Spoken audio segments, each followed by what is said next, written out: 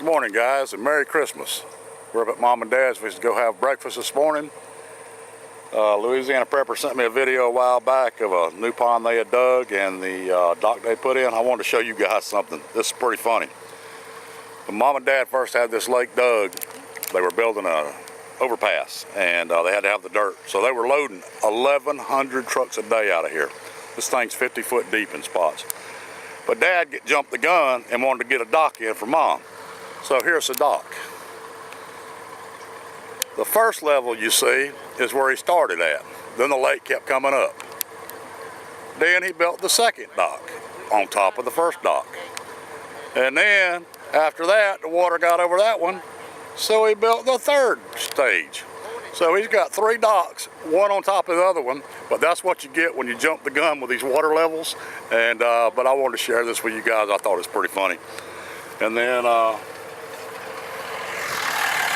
there's my brother. Hey, what are you doing, man? Here's my brother-in-law, Dave. I was showing these guys. We had a lady from Louisiana sent us a video. They just dug a new pond and they built their dock. I said, might have waited. So I'm showing them this 3-story dock we got. Hey, we're going to go just get that gate. Okay. And then, let's see. They've built a new barn since we were here. And they keep some of the equipment in there. My daughter, Kara, is a barrel racer. And they keep her horses over here. We might show them later on. But y'all guys have seen this before. But this is Mom's cook shed.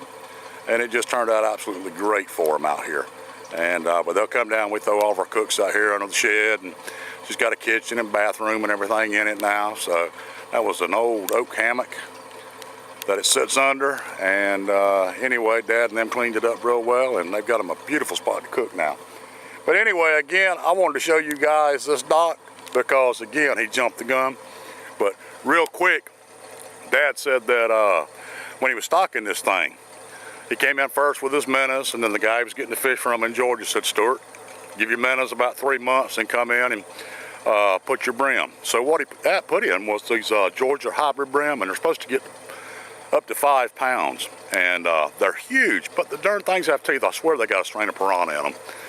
But anyway, he put his brim in next, then he came in with his bass and his stripers.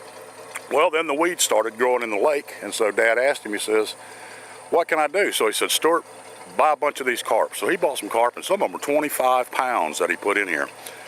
But anyway, in just a matter of weeks or a couple months tops, they had cleaned this pond up.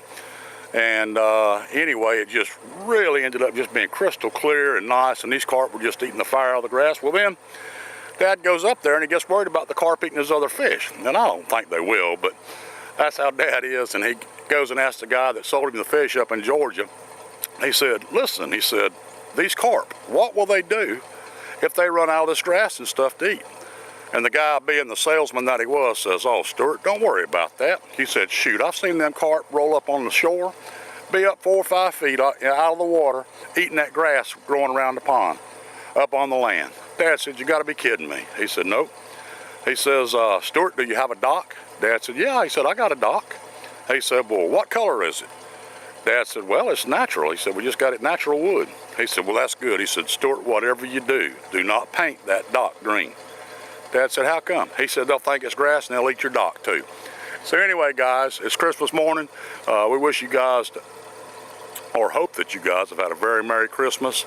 And I'm gonna close it out here on my Mom and Dad's 3-story dock. And anyway, God bless all of you. We appreciate you watching, and y'all all take care. Merry Christmas.